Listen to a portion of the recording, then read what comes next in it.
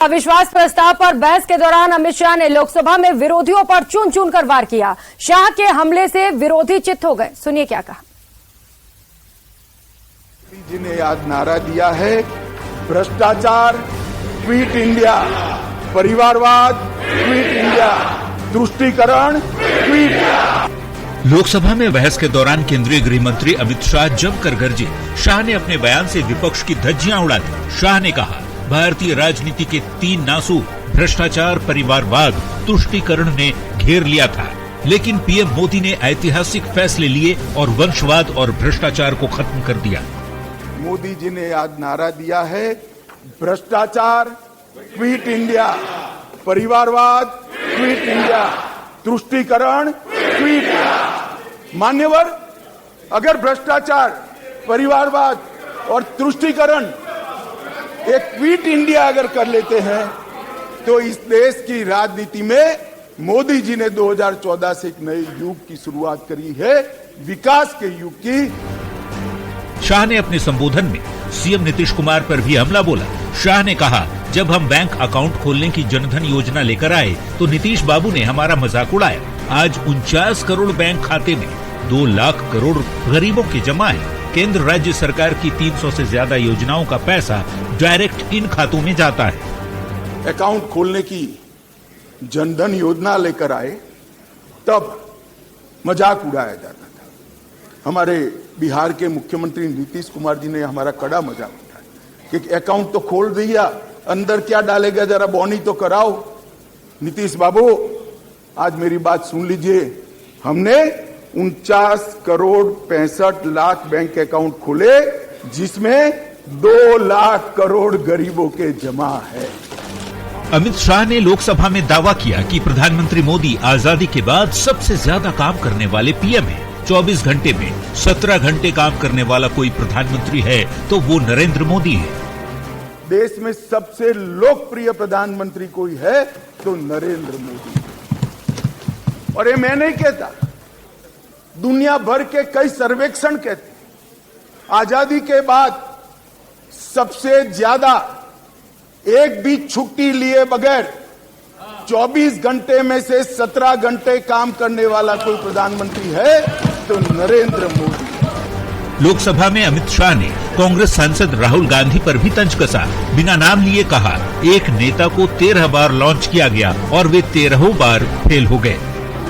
इस सदन में एक ऐसे नेता है जिनको आज तक 13 बार राजनीति में लॉन्च किया गया है और 13 ही बार फेल गए। लोकसभा में अमित शाह ने विरोधियों पर करारा वार किया। शाह ने अपने बयान से विरोधियों को तहस नहस कर दिया। अविश्वास प्रस्ताव लाने वाले विपक्ष को शाह ने मोदी के ऐतिहासिक काम गिनाए। शाह ने कहा, पहले घुसपैठ होती थी और अब मोदी सरकार में पाक में घुसकर आतंकियों का खात्मा होता है। Bureau report, news 18।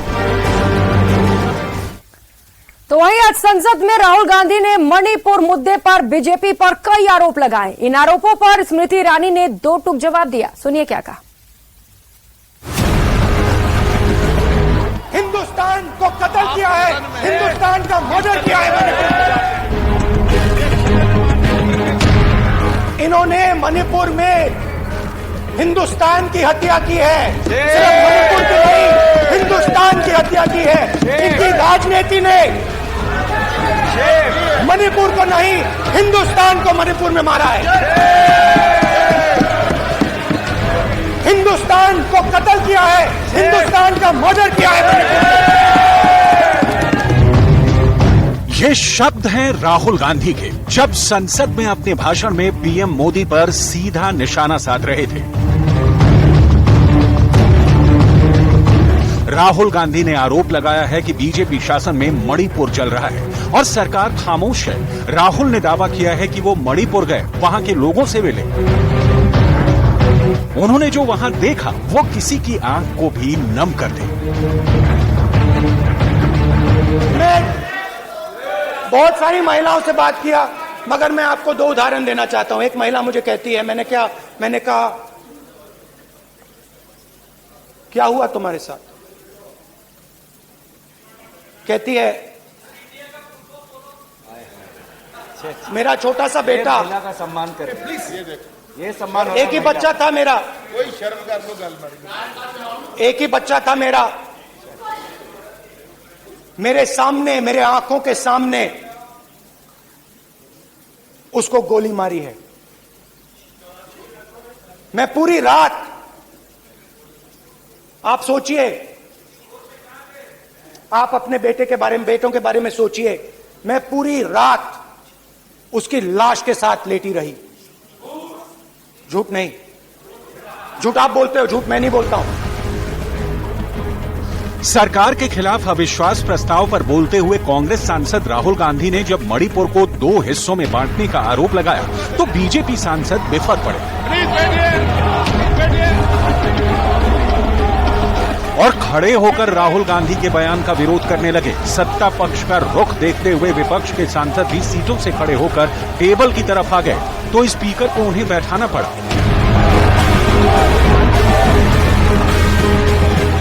मणिपुर हिंसा का जिक्र करते हुए राहुल गांधी ने कहा कि जिस तरह लोगों को मारा गया है वो भारत माता की हत्या है। मेरी 2 मां हैं। मणिपुर की हिंसा में 1 मां को मार दिया गया। अपनी मां की हत्या की बात कर रहा हूं मैं, मणिपुर में अपनी मां की हत्या की बात कर रहा हूं मैं, आदर से बोल रहा हूं। आपने मेरी मां की हत्या की मणिपुर में। एक मेरी मां यहां बैठी है, दूसरी मां को आपने मणिपुर में मारा है।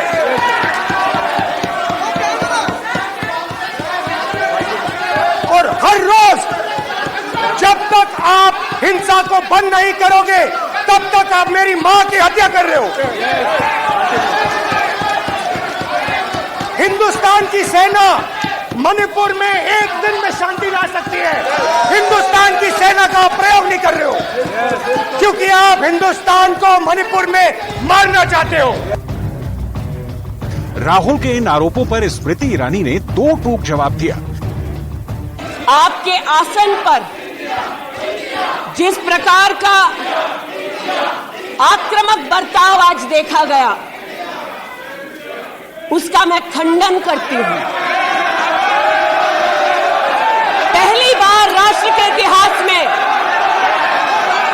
भारत मां की हत्या की बात की और कांग्रेस पार्टी यहां पर तालियां बजाती रही। जो भारत की हत्या की बात पर कांग्रेस पार्टी ने ताली पीटी आज इस सदन में, इस बात का संकेत पूरे देश को दिया कि मन में गद्दारी किसकी है। स्मृति ईरानी इतने में भी नहीं रुकी। उन्होंने सिख दंगों के बहाने कांग्रेस को निशाने पर लिया। 84 के दौरान में मुझ जैसे कई लोग देश की राजधानी में थे और किसी का वक्तव्य ना सुने। अध्यक्ष जी, एक पत्रकार है प्रणय गुप्ता, उन्होंने लिखा कि सिख बच्चों को कैस्ट्रेट करके उनके अंगों को उनकी मां के मुंह में ठूसा गया। आज बोलती हूं, त्रिलोकपुरी में 30 औरतों को इकट्ठा करके चीला गांव में ले जाकर उनका बलात्कार किया। सुल्तानपुरी में एक महिला ने एफिडेविट दी है, मेरे हस्बैंड को मार दिया, बेटी को शादी से 1 रात पहले उठाकर ले गए और उसका बलात्कार किया।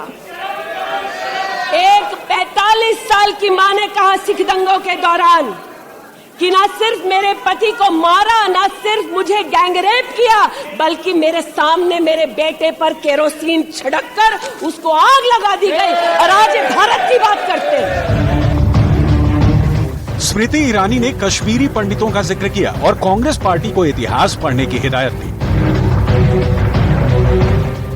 कि एक तरफ इनकी अलायंस के लोग हिंदुस्तान को विभाजित करने की बात करते हैं, ये आज अपने आप को इंसाफ के पुजारी बताते हैं, लेकिन मुझे बताइए गिरजा टिक्कू सरला भट्ट को कब इंसाफ मिलेगा?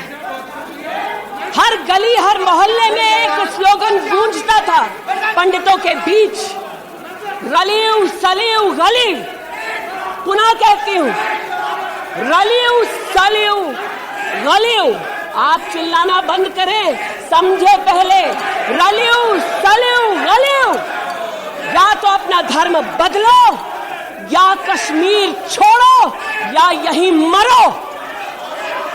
उनकी आवाज भारत की आवाज नहीं है।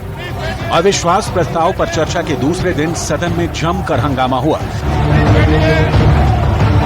किसी ने जमीनी मुद्दों को दोहराया तो कोई इतिहास को समझाने लगा। विरोध की आवाज पक्ष और विपक्ष दोनों धड़ों से सुनाई दी।